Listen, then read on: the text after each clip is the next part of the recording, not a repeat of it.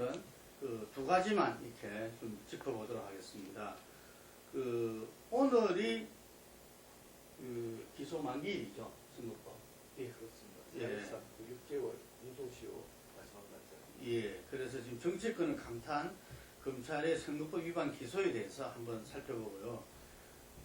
어쨌든 지난주에 대선 주자 중에서는 가장 언론에 많이 언급된 것이 문재인 전 대표입니다. 문재인 대표가 정책 공간 국민 성장이라는 아주 대규모 싱크탱크를 출범하면서 이에 대한 여러 가지 이야기들이 나왔습니다. 그걸 한번 짚어보도록 하겠습니다.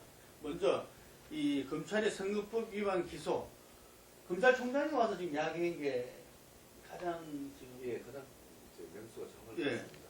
새누리당 11명이고 예, 더불어민주당은 현역 의원 기준입니다.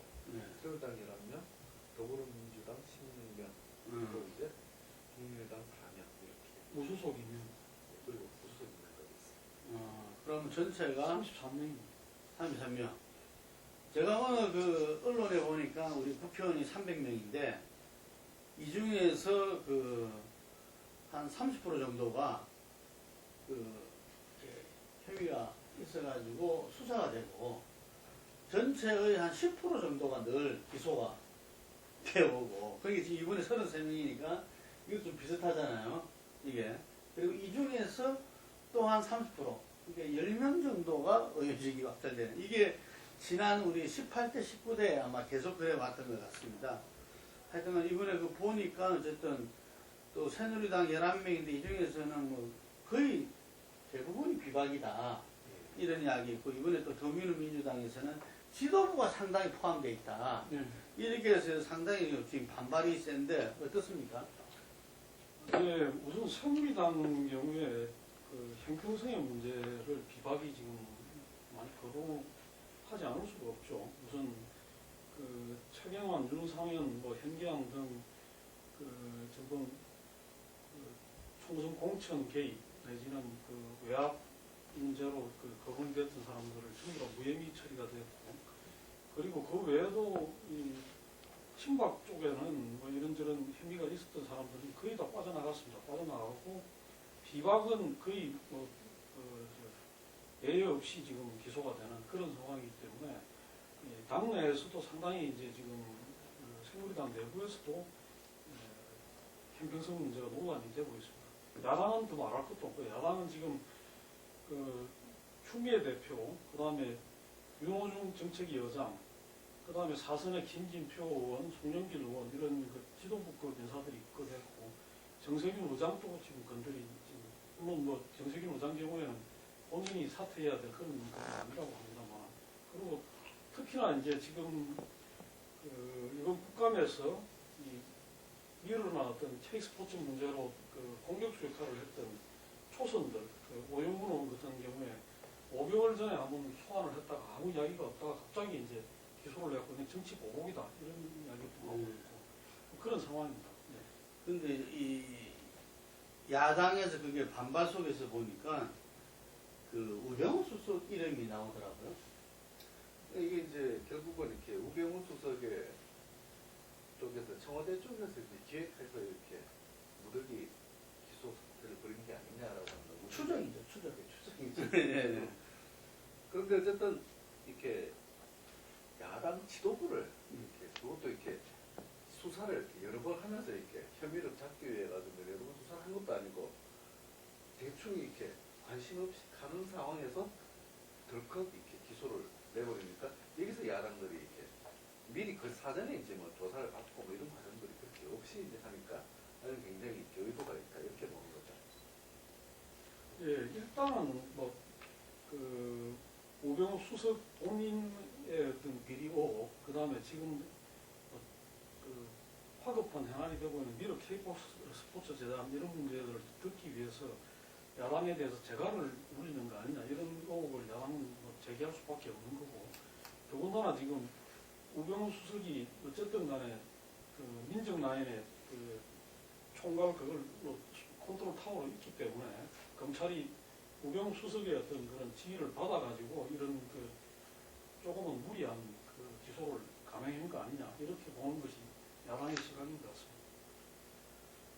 자꾸 지금 너무 이게 완전히 임박해서 이 뭐 마감일 전후 이 직전에 이걸 한 이유는 이 내년 4월에 재보선이 이루어지면 대선에 영향이 있으니까 이걸 최대한 늦춰가지고 이 재보선을 하더라도 12월 대선과 함께 하겠다라는 의도가 있다고 또 이렇게 야당이 비판하더라고요. 예. 야당으로서 이제 칼을 다 갈고 공격을 하고 있는데요. 네. 그 송영길 의원 같은 경우는 이렇게 원총에서 뭐라고 말씀하셨냐면 이렇게 지난 대선 국면에서 이렇게 국정원 선거 개입 부분을 가지고 검찰이 제대로 했으면은 박 대통령은 이렇게 당선도 안 됐다. 물러나야 한다. 이런 식 굉장히 이렇게 수위 높은 발언을 듣고 나왔습니다.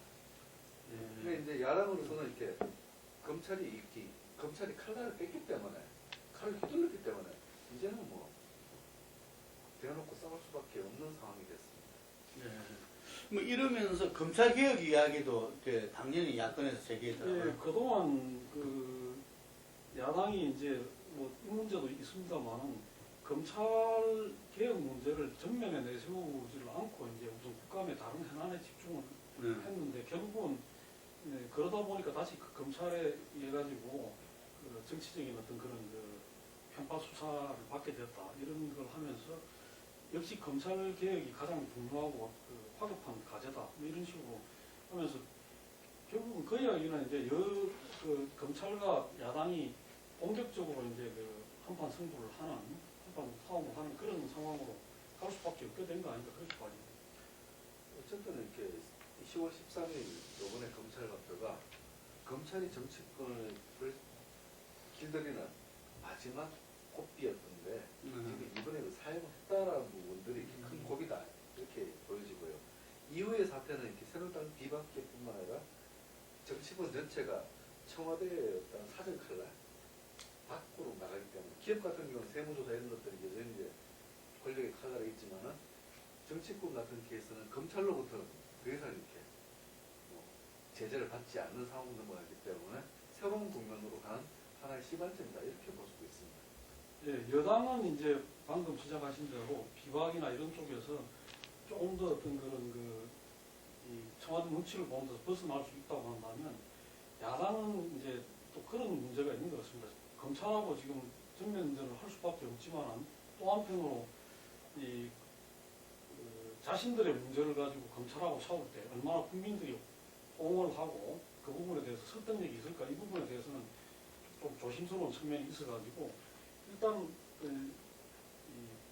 수위를 조절하면서 가지 않겠나 그렇게 봐집니다. 지난 대선 때도 검찰 개혁이 상당히 그 여야 공이 대선 후보들이 다 공약을 하고 했었죠. 그래가지고 뭐 사실 보면 특별감찰관이라든지 상설특검제 이런 부분들이 그 검찰 개혁 일환으로 공약했고 지금 이제 이루어진 거잖아요. 그런데 실제로 이것이 어떤 검찰의 어떤 그 중립성, 공정성을 갖다가 담보할 수 있었느냐 부분에서는 좀 상당히 회의적인 것 같아요. 예. 우리나라 검찰이 정말 이 세계 어느 나라에도 유례 없는 그냥 막강한 힘을 가진 검찰이 그 돼 있어가지고 보니까 이 기소권과 수사권을 독점하고 있는 경우는 그 어디도 없더라고요. 일본 같은 거는 일본도 상당히 많은 변화를 갖다가 지금 가져온 상황인데 그 차제에 어쨌든 간에 이 야권과 그 검찰 간의 어떤 또 무시무시한 한판 승부가 벌어지지 않을까 싶습니다. 다음은 그 문재인 후보가 어쨌든 간에 지금 세게 가동을 하고 이 출발을 갖다가 뭐 정말 대규모의 그 싱크탱크 하면서도 국민 성장이라는 이렇게 이 부분을 또 내세우고 이 바로 4개, 4개 대기업 경제연구소 소장과 간담회를 한다든지 상당히 어쨌든 간에 좀 이렇게 다른 모습을 보여주려고 상당히 지금 이제 이 박차를 가는 것 같습니다. 예. 그러니까 이제 우선 그 싱크탱크 규모가 그 상상했던 것보다 대규모다. 이 점에 대해서 상당히 좀 다른 주자들 경우에도 그렇고 또 여권에서도 상당히 좀 충격을 받았던 거 아닌가 그렇게 봐집니다. 두 번째는 이제 거기에서 걸고 나온 게 그동안 지나치게 이제 그 야당은 분배에 치중하고 여당이 성장이라는 어떤 그런 아젠다를 독점한다는 그 지적이 있었는데 그 부분에서 이제 국민 성장이라는 그 아젠다를 제시를 하면서 성장의 문제를 같이 고민을 하겠다 이런 걸 들고 나온 거는 나름대로 어떤 상당히 모색이 있었던 거 아닌가 이렇게 봐지고 그 말고도 지금 이제 안보 문제라든가 여러 가지 문제에 대해서 좀 활발하게 이야기를 하면서 싱크탱크 출범 이후에 문재인 후보 지지도가 약진을 했습니다. 그러니까 반기문 총장하고 상당히 격차가 벌어져 있었는데 5차범위 밖으로 벌어져 있었는데 최근 조사에서 13일 여론조사 리얼 밑에 나온 걸 보면 3.1% 차로 접근을 했습니다. 그래서 2%대를 넘었어요. 반기문 후보가 23.4로 0.1% 정도 줄었고 문재인 후보는 17.9에서 20.3으로 상당히 이제 약진을 했습니다. 그래서 이거는 뭐 그만큼 공을 들이고 지금 했던 효과가 아닌가 이렇게 봐지고 앞으로도 이런 그게 얼마나 이제 이어질지 좀 주목을 해야 될 것 같습니다.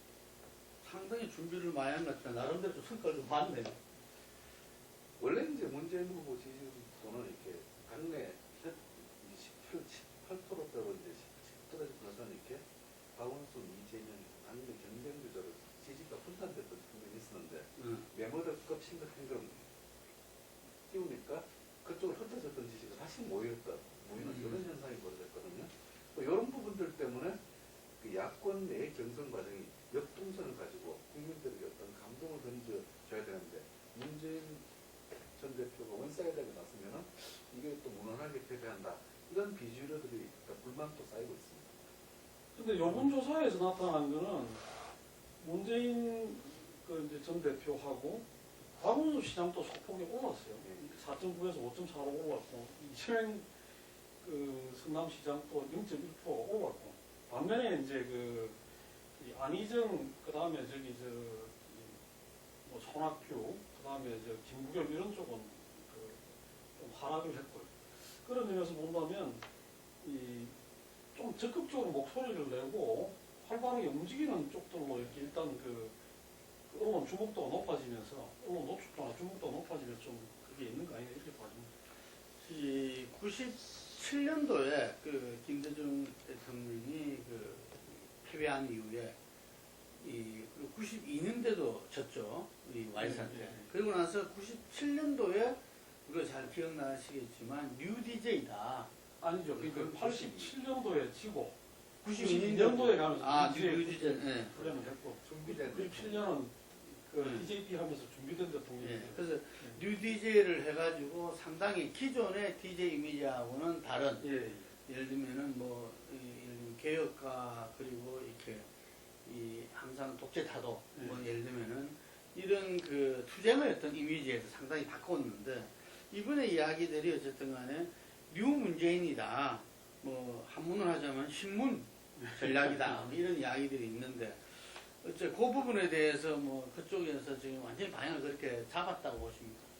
그러니까 아마 저는 것 같습니다. 지금 이제 이야기 나오는 내용들을 이렇게 좀 아직 좀 더 봐야 되겠습니다만 안보나 이 민주주의 문제에 대해서는 기존의 어떤 그런 기조를 유지를 하되 경쟁 문제에서는 좀 기존의 프레임에서 좀 벗어나가지고 성장을 강조하는 쪽으로 가는 그런 트랙으로 생각을 하는 거 아닌가 이렇게 봐지고 그 점은 뭐 일각에서 너무 이제 성장 프레임을 뺏길 경우에 여당이 독점할 경우에 오는 부담이 있기 때문에 그렇게 봐질 수 있습니다만 문제는 이런 뭐랄까 싱크탱크 주위에 학자들을 많이 모은다고 해서 되는 게 아니라 본인은 어느 정도 중심을 잡고 있으면서 주위 사람들이 여러 가지 어떤 그런 컬러를 보여주는 사람들을 고진을 하는 것이 바람직한 게 아닌가 그렇게 생각이 듭니다. 근데 이게 지난 대선 때 박근혜 대통령이 국민 행복론을 행복시대를 이야기했잖아요. 그래서 국가가 아니라 이제 국민으로 중심을 옮겨가야 했을 때 국민 성장론이 좀 연상되기도 하고 그래서 어떤 언론에서는 박근혜 대통령의 어떤 이 성공적인 캠페인을 갖다가 조금 벤치마킹하고 있다. 이런 그 지적도 좀 있고 그랬어요. 어쨌든 성장이라는 걸 전면 내세운 것 자체는 좀 진보 진영의 후보들은 굉장히 조심스러운 부분들입니다. 근데 성장이라는 것을 내세웠던 자체는 이만큼 이렇게 지난 10년 동안 많이 변했다. 진보 진영도. 그런 측면인데 새누리당 쪽에서는 이제 문제 대표가 이렇게 성장을 내서 그걸 좀 경제를 하죠. 분배론을 이름만 바꾸면 위장인 분배론이다. 거다. 응. 이렇게 공격하는데 보수 언론도 다 그렇게 공격하더라고요. 왜냐하면 그게 공공 일자리 창출 응. 부분들이 굉장히 중요하게 들어가 있기 때문인데 음. 청년 일자리 부분이라든가 이런 부분들은 그다음에 비정규직 철폐하고 정규직 전환 부분들을 굉장히 강도 높게 얘기를 했어요. 응. 이런 식의 어떤 부분들을 봤을 때는 보수 쪽에서는 세금 일자리 아니겠느냐. 세금으로 만든 일자리인데 이런 개념이기 때문에 이건 분배론이다. 이렇게 이제 보는 시각도 있습니다. 사실은 이제 성장당은 그 MB 대통령이 국민 모두 지갑을 좀 두둑하게 하겠다. 그러니까 어떻게 보면 지금 국민 성장하고 또 그때는 또 국민 성공 시대라고 그랬죠. 성공 시대라 그러고 지금은 이제 국민 전체가 좀 성장의 혜택을 누리는 국민 성장 시대라고 하니까 그러니까 맥락은 그 비슷하네요. 예. 맥락은 같은데 이제 이 접근하는 그거는 오늘 이제 정영연 연구소들 만나서 이야기하는 거 보면 대기업에 비판할 건 비판하되 대기업의 어떤 역할이나 이런 걸 중시하면서 또 대기업이 일자리 창출이나 어떤 우리 경제의 개인차 역할을 하는 것을 당부를 하는 그런 내용이기 때문에 지금 그 보수 언론이나 여당이 어떻게 이야기하더라도 이런 행보를 계속 가게 되면 이거는 그 야권 내에서도 상당히 좀 이슈 파이팅이 될 거고 또 여당 쪽하고도 정책 경쟁에서 이렇게 좀 저게 되지 않겠나 이렇게 봐져서 나름대로 또 어떤 긍정적인 우리 경제가 앞으로 가야 될 방향을 놓고 그 대권 주자들이 서로 정책 공방을 펼치는 그런 거라고 주목이 될 수 있겠습니다. 야권의 넘버 2로 할 수 있는 박원순 서울시장은 상당히 그 지도부를 공격하면서 차별화 시정을 그렇다. 이렇게. 어쨌든 문 대표가 나서면서 이렇게 전체적으로 이렇게 야권 주자 전체를 그리 다소 이제 조금 긴장도를 높이면서 이렇게 경쟁 모드에 돌입하고 있는 것은 분명해 보입니다. 우선 뭐 이제 안철수 전 대표 국민의당에서는 이렇게 뭐 공정성장론 또는 이제 박원순 시장님은 크게 복지 성장론을 제시를 했어요. 예. 그러니까 이미 같은 성장을 달고 앞에 이제 다른 이름들을 걸면서 이렇게 하나의 어떤 아젠다 경쟁 시대에 들어간 것만 분명히 같습니다. 그 과정에서 이렇게 현재 국면에서 이렇게 박원순 시장이 그동안은 조금 이렇게 옹졸한 그리고 행정가로서 면모 이런 부분에 조금 이렇게 고착되어 있는 이미지를 극복하기 위해서 야당 지도부가 제대로 한 게 뭐냐 탄핵이라도 해야 되는 거 아니냐 굉장히 이렇게 좀 선명성을 높이는 그런 게 진영 내부의 어떤 경제 여기에 들어간 것 같습니다. 그 부분은 그런 측면이 있는 것 같습니다. 지금 어차피 이거는 이제 10월 19일 국감이 끝나면 야권이 국감에서 얼마나 이렇게 나름대로 이슈 파이팅을 제대로 했느냐 이런 평가가 나오게 될 건데 그 부분에 대해서 지금 더불어민주당 지도부나 또 문재인 대표, 전 대표가 지금 현재는 빠져 있습니다만은 거기하고 가까운 사람들로 대표진 그 지도부가 구성되어 있다고 봐야 되기 때문에 그 책임론을 먼저 제기했다 그렇게 볼 수가 있겠습니다. 그리고 한편으로 그걸 제기하면서 박근혜 대통령에 대한 탄핵 문제를 거론을 했기 때문에 굉장히 좀 수위가 높았다. 그리고 이런 것들이 지금 그 박원순 시장에 대한 그 지지도가 조금 꿈틀대는데 작용을 하지 않겠느냐. 그러면서 또 여권으로부터 집중 포화를 맞았거든요. 그렇게 좀 전면에 나서야 되는 시기라고 보는 것 같습니다. 지금 10월 하순으로 넘어가고 있기 때문에. 예, 근데 박원순 시장 쪽은 이야기 들어보면 어쨌든 연말까지는 지지도가 두 자릿수가 가야 되지 않겠냐. 뭐 이래야 유의미한 어떤 그 경선이 이루어질 수 있다. 이런 판단을 하고 있는 것 같아요. 지금 어쨌든 간에 20대 국회 여소야대에서 지금 야당이 정말 지지해주는 어떤 국민의 뜻을 제대로 대변하면서 국회 운영과 정국을 하고 있느냐, 이게 대한 또 이 문제 제기도 상당히 좀 많은 것 같아요. 이 강한 야당을 기대했는데 전혀 그렇지 못하다, 뭐 이런 이야기도 있고, 그런 가운데서 어쨌든 협치를 바라는 또 국민의 마음을 어떻게 풀어나갈 것인가, 국감 마무리와 함께 이제 대선 전국을 옮겨가면은 본격화가 될 것 같습니다. 다음 주에는 오늘 다루지 못했던 여권의 반기문 총장을 중심으로 해서 대선 주자들의 모습과 지금 여권에서 계속 이렇게 피우고 있는 개헌론에 대해서 짚어보도록 하겠습니다. 여기까지 하겠습니다.